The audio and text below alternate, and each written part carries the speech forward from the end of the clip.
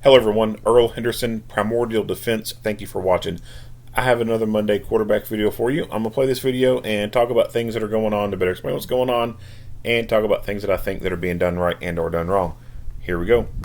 Good afternoon. I am James Seabach. I'm an assistant sheriff at the LVMPD. I'm here to brief you on additional details as we know them today about the first officer-involved shooting that occurred on Friday, December 30th, 2022. This officer-involved shooting, number 13 for 2022, fatal number 8. The same time in 2021, we were at 10 OISs with 6 of those being fatal. This event was initiated as a person with a gun event on December 30th at 11:01 a.m. The officer-involved shooting occurred in the 4000 block of Calusa Circle, Las Vegas, Nevada, which is in the Northeast Area Command, and the map is on my left. The involved officers are as follows. Number 1 is Officer Fernando Sotelo. He is 28 years old and has been with the LVMPD since 2017. In this incident, Officer Sotelo was armed with a Glock 17 9mm equipped with a tactical light. The investigation revealed he fired 17 rounds. The second officer is Officer Alberto Guzman. He is 27 years old and has been with the LVMPD since 2017. In this incident, Officer Guzman was armed with a Glock 17 9mm equipped with a tactical light and a patrol rifle with a .223 caliber. That rifle was equipped with optics and a magnifier. The investigation revealed he fired 10 rounds from his handgun and 4 rounds from his rifle. And the final officer is Officer Justin Terranova. He is 28 years old and has been with the LVMPD since 2017. In this incident, Officer Terranova was armed with a Glock 34 9mm equipped with a tactical light. The investigation revealed he fired 10 rounds. All these officers are assigned to the Community Policing Division, Northeast Area Command. The suspect was identified as William Allen Konkol. He was a 60-year-old white male adult, 5'10", 210 pounds. He is pictured there on my left. The investigation revealed Konkol was armed with a Glock 23 40mm handgun. He fired 1 round during this incident. You can see the weapon on the screen to my left. The suspect's charges, had he survived, is assault with use of a deadly weapon, evading, attempt murder on a public officer, 3 counts, assault with deadly weapon on a public officer, 3 counts, resisting with a firearm, discharging a firearm from a vehicle, and grand larceny, firearm. The details of the officer-involved shooting are as follows. On December 30th, 2022, at approximately 11:01 a.m., LVMPD dispatch received a call referencing a man with a gun near the intersection of Nellis and Bonanza Road. The caller stated he mistakenly waved at a male, later identified as William Konkol, who was driving a vehicle. The victim believed the car belonged to a friend. Konkol began yelling at the victim and pointed a firearm at him. Officers were dispatched to the area in an attempt to locate Konkol. Arriving officers were able to locate Konkol and attempted to conduct a vehicle stop in the area of Prince Lane and Charleston, which is near Lamb. Konkol refused to stop and fled the area at a high rate of speed, endangering citizens and officers as he drove through the residential streets. Officers initiated a vehicle pursuit. Konkol drove to Calusa Circle and Sacramento Drive, where officers were able to forcibly stop the vehicle. As officers were exiting their vehicles, the suspect produced a handgun and discharged 1 time. The 3 officers fired their duty weapons at Konkol, who was still inside of his vehicle. Officer Guzman transitioned to his rifle and fired 4 times into the suspect's vehicle. Konkol was able to put his vehicle in gear and then drove towards the officers. Officers once again fired their weapons at Konkol, who then crashed into a brick wall in front of the house. Officers approached Konkol and requested medical attention for him. Upon medical's arrival, the medical personnel pronounced Konkol deceased at the scene. During the investigation, it was learned that Konkol had stolen the firearm from a motorcyclist approximately 1 hour before this officer-involved shooting. Konkol had observed a motorcyclist who was carrying a handgun inside a holster which was on his hip. Konkol pulled up next to the motorcyclist, reached out of the driver's side window, and pulled the rider's gun out of his holster while he was stopped at the light. What the fuck? All right, so I'm glad they provided that information because that is a good learning point. I wish they would provide some picture or something of what holster this biker was wearing, but it should not be so easy for someone, if you're going to be obviously this guy was open carrying. If you're going to be open carrying, your holster should not be a what's the word I'm looking for? If you're going to be using an outside the waistband holster, you're going to be open carrying, there needs to be some type of retention, active retention on that holster versus just a Kydex holster where it has the passive retention where it just clicks in, right? But you can very easily just pull it out. It does not need to be that. It needs to be something that has a snap that goes over it or a hood that goes over it. That way it's not something that can be easily lifted up out of the damn holster. If you carry openly and you have a holster that doesn't secure the gun like that, anybody can take the fucking thing from you. That is putting yourself and everyone else at risk. Even if it's for him, the biker guy, you know, you have to, if you ride a bike, you have to recognize the fact that you could crash, and you're at higher risk of being in a wreck. And if that's going to be the case, and you got a gun, you want a holster that's going to retain that gun, because I guarantee you, if the dude was able to easily take that gun, then the biker could easily fall to the ground, the gun come out of the holster and go sliding and be lost forever. And someone could find it and then use it in their, you know, whatever they want to do with it. So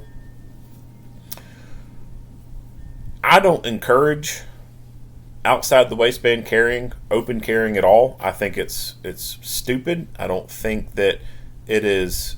Well, let me back this up. It depends on where you're at. If you're out in public, you're out in a urban area, I think it's fucking stupid to be walking around open carrying unless you are a police officer or you're a security guard. Like, there's no other reason why you should be walking around with a gun out in the open like that.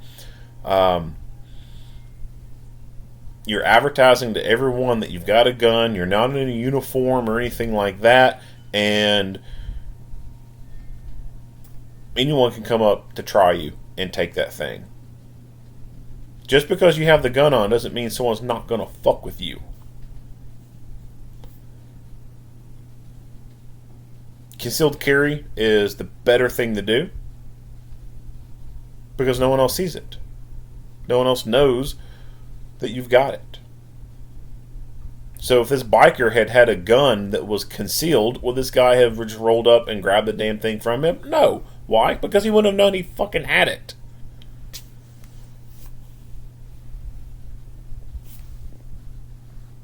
Moving on. The motorcyclist confronted Konkol, and after a brief verbal confrontation, Konkol ran over the motorcycle and fled the area. The motorcycle rider was uninjured. I will now play for you body-worn camera videos depicting the officer-involved shooting.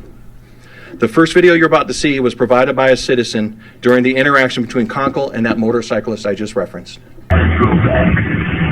Ready to get away? Just 2 hours from Las Vegas, your family can escape to Grand Canyon West. Grand Canyon West offers adventures for the entire family. The Skywalk's incredible views are breathtaking and offer one of the most thrilling zip lines you'll ever experience. Shopping, dining. This next video is from body-worn camera of Officer Guzman, and what I'd like you to take note of is once the the officer comes to a stop, you'll hear, if you listen closely, the brief shot being fired by the suspect, and you'll also see Officer Guzman flinch and react to that action.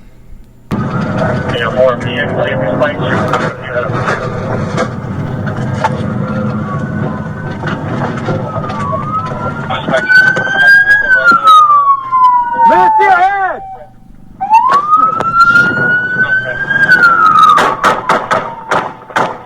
Watch out, fire! The next video is from body-worn camera footage from Officer Terranova's perspective.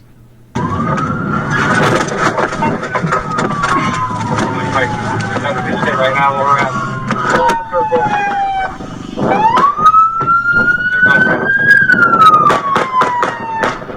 Stop fire! Stop fire!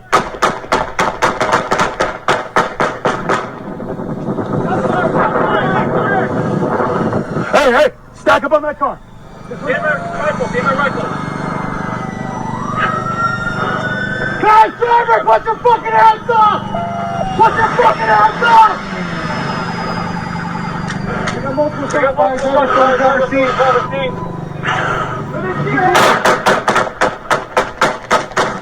seat. This concludes the briefing of the details. I can take any questions you may have. Yes. How long did it take from the initial call to the shots fired? The initial pursuit, the duration was roughly 2 to 3 minutes from when they went to stop the vehicle through that residential area.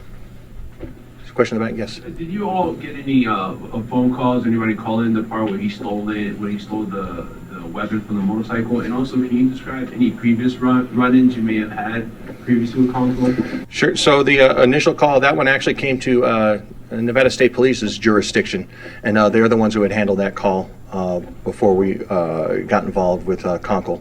And as far as his previous or any interactions with them, I'll refer you to our public records unit. We don't release that here at this time.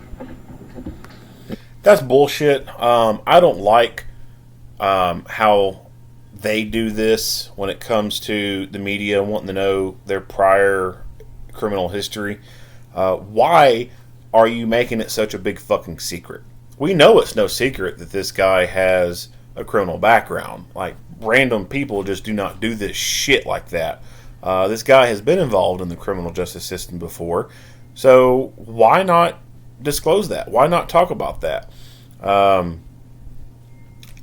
At time of, well, I don't know when this was recorded. The incident, of course, occurred in 2022, but there is now a new person in charge of LVMPD. The person that was in charge, he has gone on to something else. They have sworn a new person in, and that person may have a little bit different take on things and how they're done. But even before that change has taken place, under the old person being in charge, that this is what this agency has done. They have not fully disclosed all the time what a person's prior criminal history was. I'm hoping the new person is going to change that. So it's possible that this thing was, done, before the change occurred or whatever.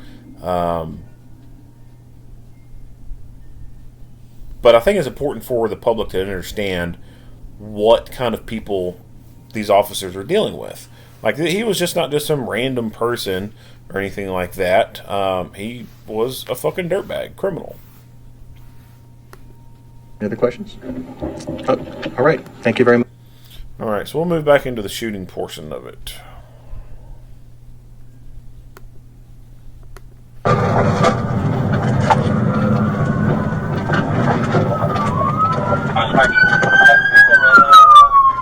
Man, to your head!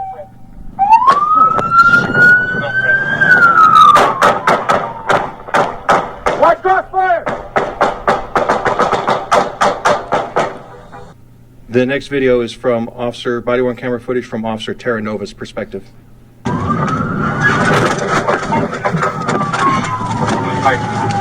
Right now where we're at.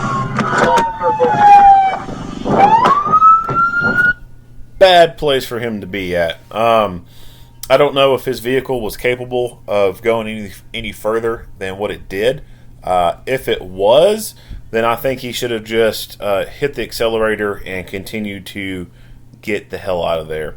They're in what looks to be a cul-de-sac. Well, from body-worn camera footage from Officer Terranova's perspective.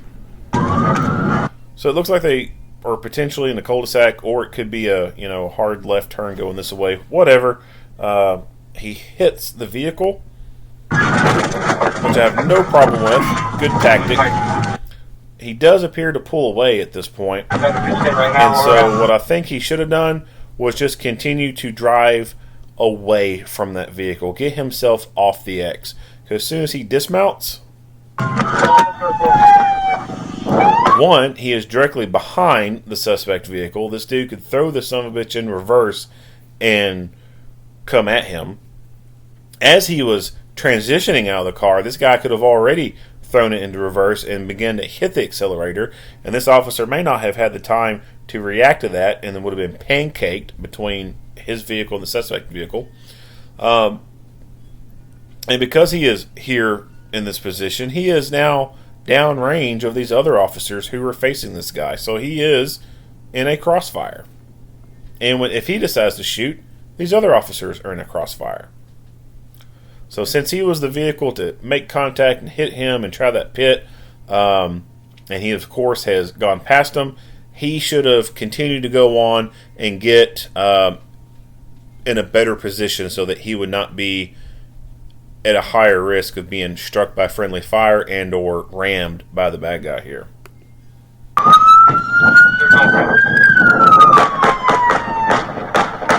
Shots fired!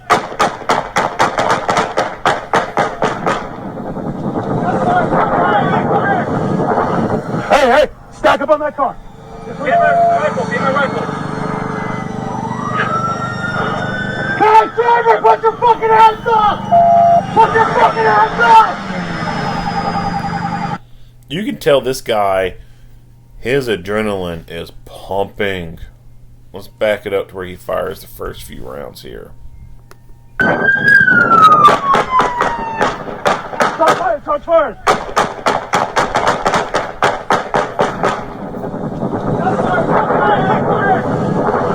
Hey, stack up on that car.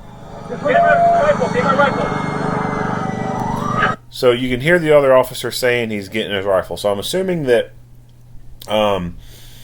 when we last saw him, he's at the back of the vehicle. It could be that he's getting the rifle out of the cargo hold of the vehicle. No problem with that. He's getting the rifle out for a gunfight. That's a good thing.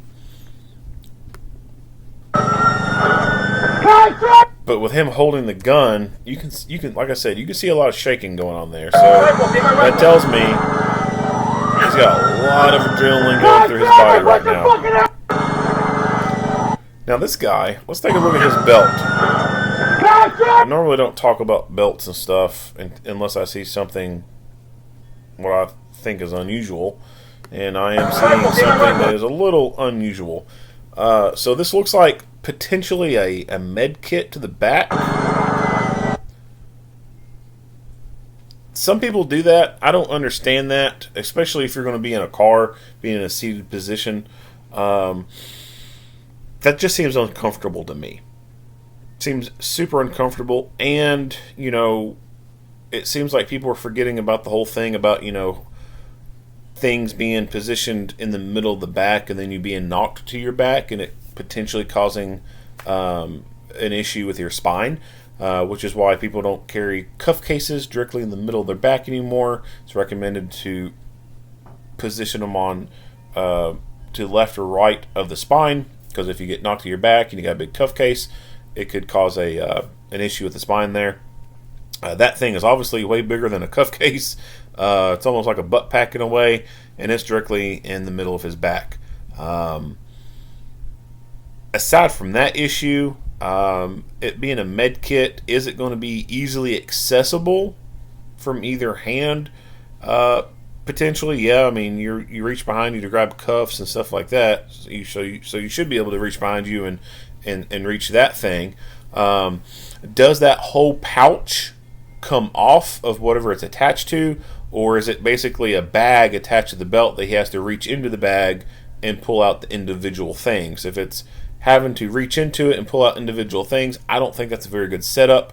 If it detaches, if it's a tearaway thing, that's better. But even then, I still don't think that that's a very comfortable, optimal setup. It seems like that would get very uncomfortable just riding around. But he's apparently been on, I think they said they all been on since 2017, so who knows how long he's been carrying that thing like that, but he's been around long enough to, I guess, where it doesn't cause a problem for him. His OC pouch, or his OC can. This looks like to me a can of OC. This is not a traditional place to put OC at. I don't think it's a very good place to be putting OC at either. In my opinion, OC needs to be to the front of the belt and more easily accessible from your fighting stance. Put your fucking hands up! Yeah, it even says medkit on there, so it's just kind of an odd. I don't know. It's just odd to me that you'd have such a big pouch like that to the back of your belt and then be sitting in a car. Put your fucking hands up! We got multiple fires on the scene.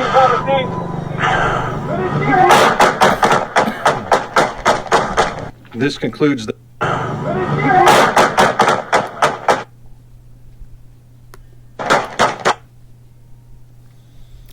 Yeah, so we see the rear hatch of the SUV open, so he must have been getting the rifle out from the back there.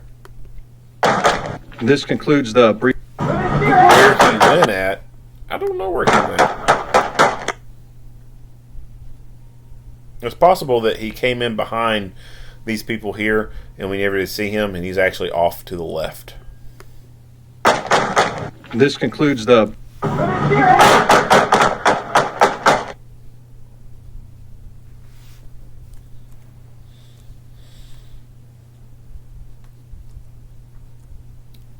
So what I would have also liked to have seen is some magazine changes occurring. So he's fired some rounds. There's potential for more fighting. It would have been nice if he would have done a mag change. And I think he's probably the one who ended up firing 17 rounds. So in the first contact here, I don't know how many rounds he fired. Charge fire! Maybe 5 or 6 right there. Hey, stack up on that car! We don't see any footage from him, so it's possible that he's the one who fired a bunch of rounds. Put your fucking hands up! We got multiple fires on the scene. You can hear that rifle being charged in the background. Put your fucking hands up! We got multiple fires on the scene.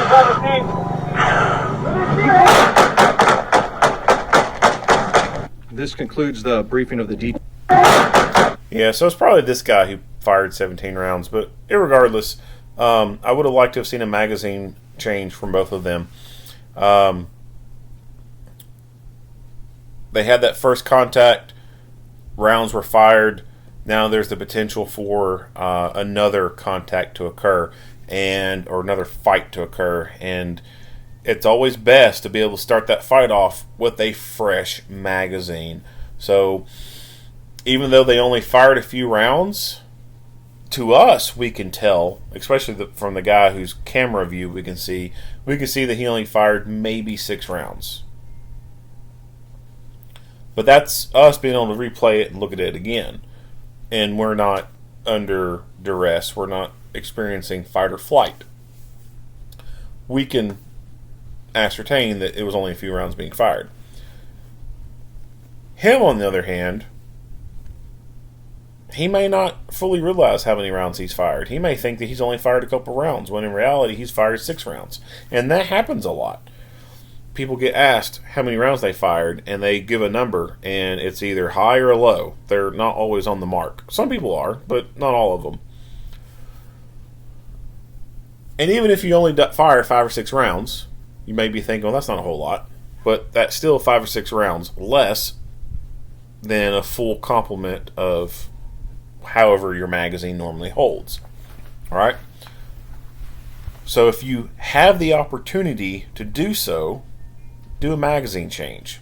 And that is when you want magazine changes to occur, under your terms, when you want to do it, not you being forced into having to do it. It's a whole lot better to have a moment where it's safe to do that and you do it on your own, versus you're shooting and then boom, your gun goes to slide lock and you still need to shoot some more, but you can't because your gun's empty. You need to hurry up and fix that fucking problem and get that gun back in the fight while someone's still shooting at you or is about to be shooting at you. That's not a good time to be doing a mag change. That's a shitty time to do a mag change. So when you find the opportunity to do a magazine change, do it. Do it under your terms. Not much else to say about this video. If you like what you hear and see, go ahead and give me a like and a share. If you have not already, hit the subscribe button and stay tuned for more Monday quarterback videos. Earl Henderson, Primordial Defense, thank you for watching.